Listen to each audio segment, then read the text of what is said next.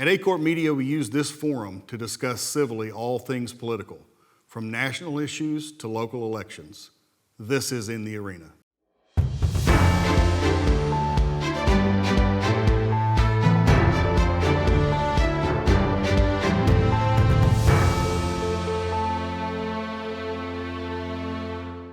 Hello, I'm Phillip Britt, your host of In the Arena.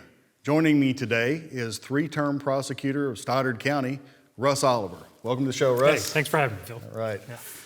It's a great opportunity to share with you all. As you know, In the Arena is A-Corp Media's opportunity and forum for sharing all things political, from national issues to local races.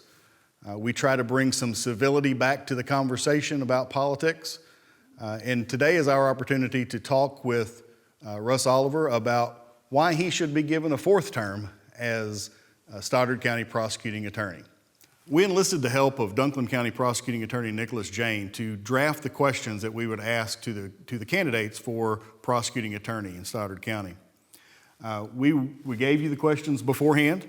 Our goal is not to play gotcha or to try to trip you up in any way. Our goal is to let you share your vision with the people that are going to vote for you. So, and in that spirit, we're going to give you, we've prepared 10 questions, and then you'll be given a couple minutes at the end to share your final remarks. Sure. All right. So let's just get started. How about that? Why do you think you are prepared for the job of prosecuting attorney? Well, so we've prosecuted over 18,000 cases over the last 12 years. We've established, I have established my jury trial record as one of the most successful, winningest trial attorneys in Southeast Missouri. We have dozens of guilty pleas that have resulted in life sentences or greater, showing that criminals know that we know how to do our job. We know how to put cases together. We know how to win cases, and that makes for a safer county. It makes for a more efficient judicial system, and it makes for better results for our citizens. All right. Well, thank you. Question number 2 is, what's the most important character trait in a prosecutor? I can speak for myself. Mm-hmm. I think that the most important character trait that I have is that my identity is found in Christ. And what that allows me to do is that I don't have to live my life worried about what somebody else thinks about me, or my identity is found in public opinion. What that does, it frees me to do my job, to make the decisions that I think are right, to do my job with integrity. A long time ago, I realized that you cannot be a good prosecutor and a good politician at the same time. The job simply won't allow it. And I made a conscious decision that I was going to be a good prosecutor, that I was going to do these cases, I was going to do them well, I was going to do my job with integrity, and the chips can fall where they will. As prosecutor, you have constantly people wanting something from you, and you've got to be able to tell people no when it's appropriate. You also have to see the situations where grace should be extended and people deserve a second chance. But that can be very, very difficult for a person. You have got to be able to stand your ground, know that you are standing with integrity and doing the right thing for the right reasons. And that's how you have a prosecutor's office that protects our community and keeps dangerous people off the streets and gives people who deserve a second chance that second chance. In my career, I've spent a lot of time in Dunklin and Stoddard and other counties as well, but what do you see as unique about being the prosecuting attorney in Stoddard County? Yeah, so what's unique in Stoddard County is that we don't have the gun violence and gang violence that so many of our surrounding counties have. You go in any county that touches Stoddard County, whether it's Scott County, in Dunklin County, Butler County, you have turf wars that go on in those places. They have shootings constantly. We simply don't have the level of violence in Stoddard County, and that's attributable to several factors. I think the primary one is that we have an experienced prosecutor that knows what he's doing, that follows through on cases. We have judges that have strict bond rules that criminals know that they will be held if they commit crimes. And we have good law enforcement that work those cases. And all those things work together to give our county one of the safest counties in Missouri, really, even though we're surrounded and plagued by gang violence all the way around us. You mentioned law enforcement, and it's the relationship with law enforcement for the prosecutor's office is very important, obviously, because they do the investigations and you do the prosecution. But sometimes there's kind of a balance between supporting law enforcement and holding them accountable to do their job. How do you manage that balance? Sure. I mean, the last thing that you want a prosecutor to be is a rubber stamp for law enforcement. That becomes a real problem on a number of levels. Case quality goes down. They start doing things they ought not to be doing. But you also need to work together. And I think that we work really well together in Stoddard County. The Sheriff's Department's deputies, the investigators, Gary Brady and John Atkinson, are in my office nearly every single day. The road deputies come into my office multiple times a week, asking questions. What are your thoughts about this case? We communicate very well.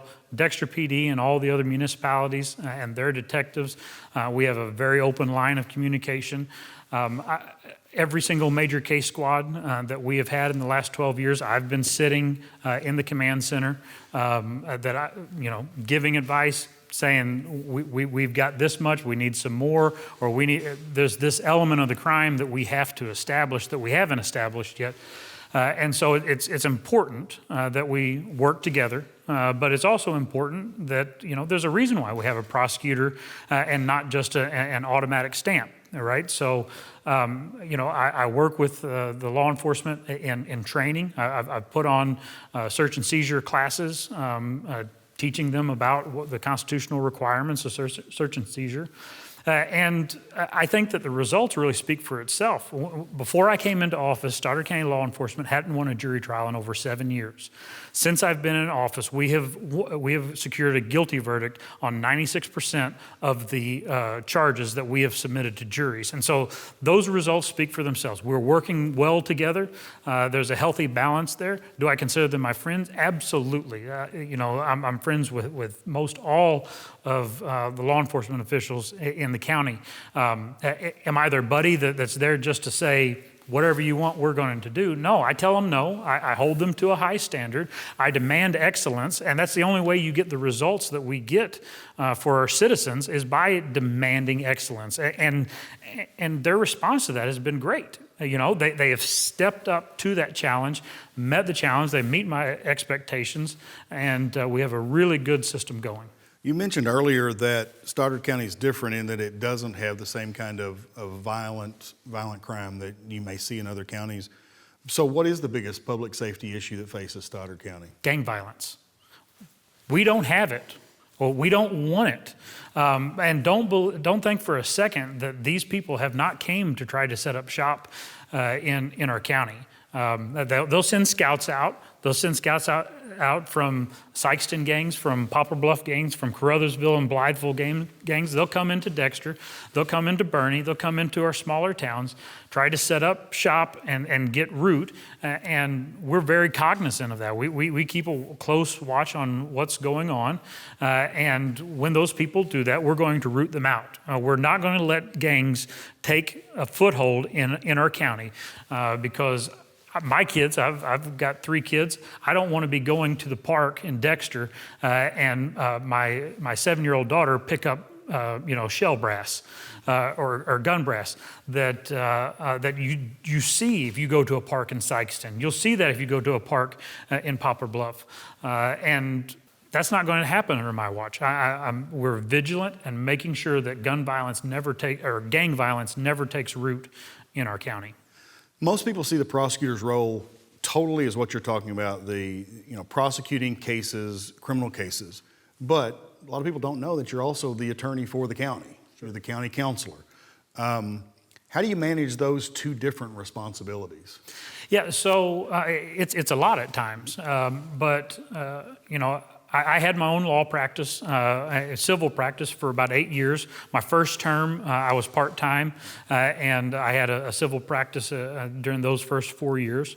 And so, I know a sufficient amount of civil law. Have that experience. But it's just being available. Our county collector, Josh Speakman, he comes and asks me questions probably once a week. Dan Craig, our assessor, and Jody Lemon before him. We had a lawsuit with Ameren UE about assessments that was going to cost schools lots and lots of money. I helped them with that litigation. And it's just being available, to do the legal research, to answer the questions, and to point them in the right direction. Most people don't realize that that's even part of Sure. your role Yep. as prosecuting attorney. So I know this is something that's kind of near and dear to your heart. There was an effort in the legislature this year to significantly expand self-defense. Mm-hmm. And I mean, do you think Missourians need more protections when it comes to self-defense, or and how would you change those, for Stoddard County? Well, it depends on what effort you're talking about, right? So Senator Jason Bean and Senator Carla Esslinger had a bill that expanded the castle doctrine to include places of employment, which I think that's something that's definitely needed, and I very much support that legislation. Because that's where we spend the bulk of our time, and we have an expectation of security where we work, and so I think that it should be expanded to that. There are other efforts like House Bill or Senate Bill 666, the dubiously named Make Murder Legal Act, that would embolden criminals. It would give violent murderers the ability to escape justice on numerous places and numerous occasions. There are smart ways, if we want to expand the castle doctrine, possibly putting a presumption on our home, right? That there's a presumption of self-defense in our home, in those protected areas. But as far as our self-defense law, I mean, we have one of the most robust self-defense laws in the nation that protects citizens who want to protect themselves, and I fully support that. No one should have to allow someone to violently assault them, rob their home, endanger one of their children. I have, probably no surprise, I have a gun on me everywhere that I go. And I think that citizens should do that as well. I've spent my career protecting Second Amendment rights of our citizens. In 2013, the Missouri Department of Revenue was collecting concealed carry permit holders' information. I filed a lawsuit against the Department of Revenue. I subpoenaed the then sitting Democrat Governor Jay Nixon to come and testify at a deposition. And what we uncovered was that 168,000 concealed carry permit holders' personal information had been transferred to the Obama administration. And we put a stop to that practice. We had a lot of help in the legislature in doing that. But I've spent my career protecting our Second Amendment rights. But to open the floodgates to where law enforcement would be greatly hindered in their ability to prosecute murderers is not the answer. There are other answers, and I support a lot of those other answers, but that House Bill 666, or the Senate Bill 666, is a terrible piece of legislation that would endanger a lot of people and let a lot of murderers just walk free. And it basically created a presumption of self-defense in Right. most all cases, Right. which now the requirement is that the defendant has to inject the issue. Exactly. So the defendant has the burden of injecting the issue, and the reason why that's important is because 99% of the time, the only other witness is dead. And so what happens is if there's a presumption of self-defense, the defendant can come in and just sit there. say absolutely nothing, and he's presumed to have used self-defense under this House Bill 666. And so many times the state doesn't have the other anything to rebut that. Under the current law, with him having to inject the issue, he's got to stand up and say, hey, this is what happened. And then he's going to be subject to cross-examination. He's going to be subject to his testimony being vetted against the actual evidence that's there. And so that piece of legislation would greatly hinder law enforcement's ability to protect victims of violent crime. And fortunately, that piece of legislation did not succeed in this year's legislation. The legislature is done. It may rear its head again next year, but we'll see. That is correct, yeah. When judges and juries send a person to prison, they are sentenced to a specific amount of time. Lay people may think that a person gets a 20-year sentence and they're going to serve 20 years. Right. But the reality is they don't serve that time. In fact, very few of them actually serve a majority of that time. So how does that make you feel, and what do and kind of how do you react to that kind of situation? Yeah, so that's not a simple question to answer. So I'll break it up into parts. The first part of that is legislation. All right. So Missouri Association of Prosecuting Attorneys elected me as the co-chair of our legislative committee.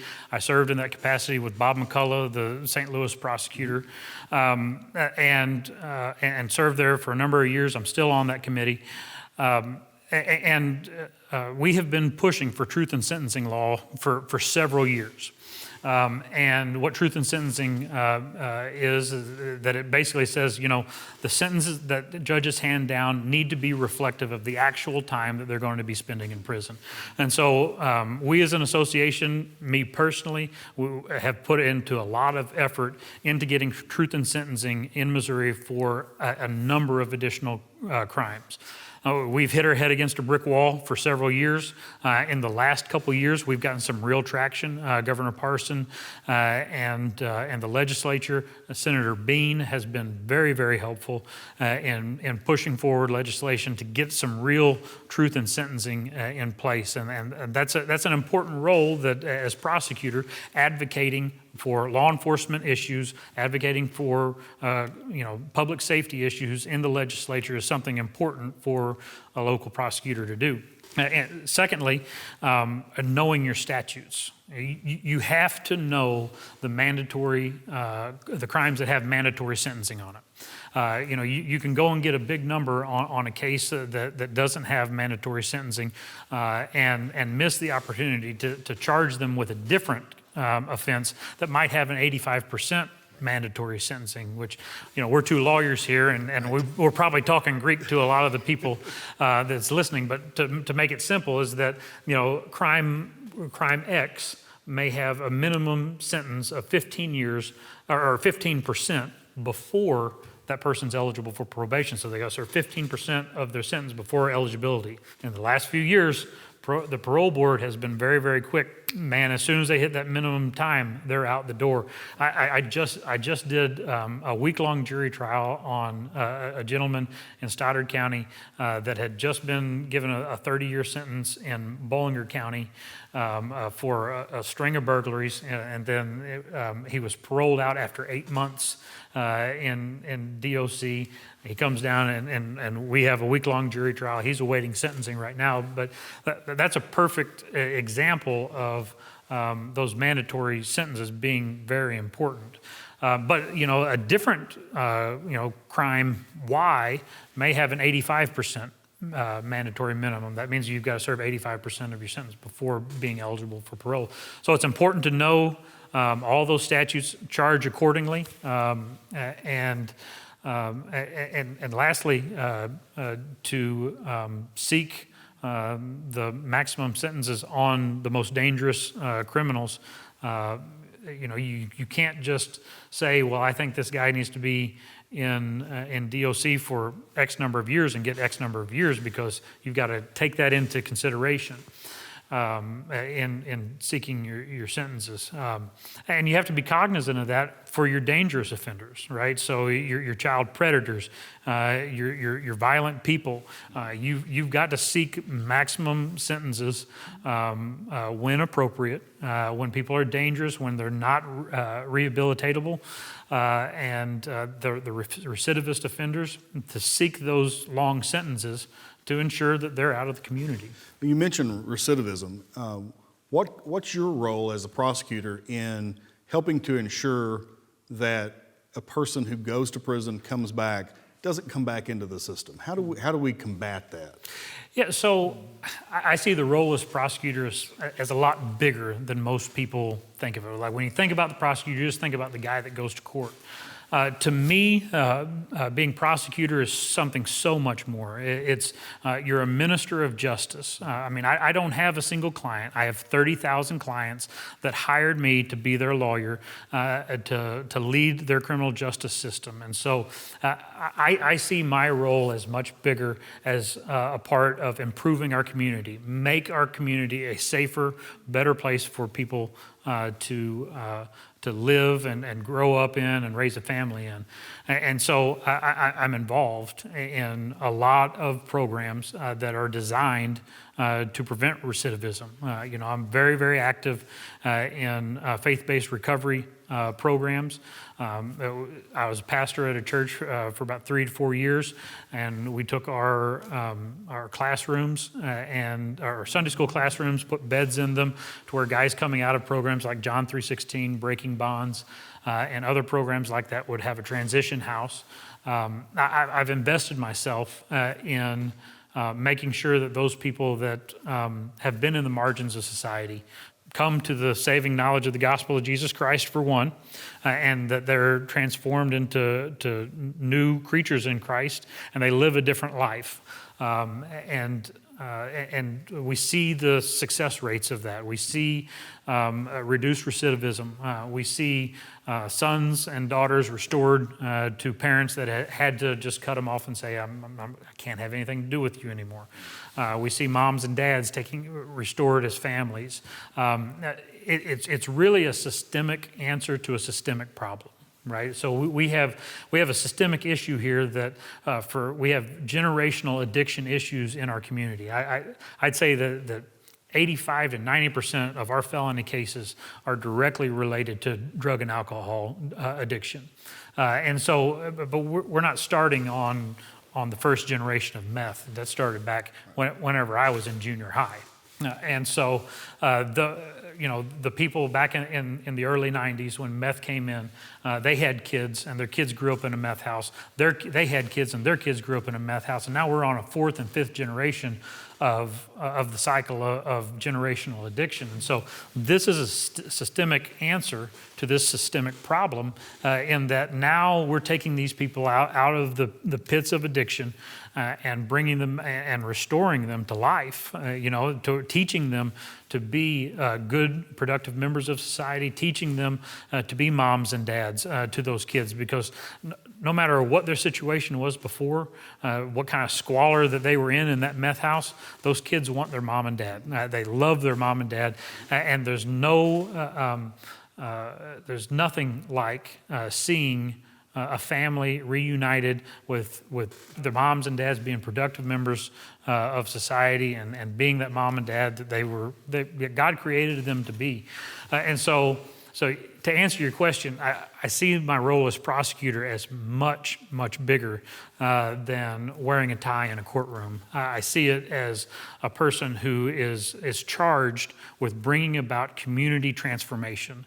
And that's what we've done. I mean, it's taken 12 years, but you can look around and see the successes that our efforts have had. I mean, we've been working at this for a long time.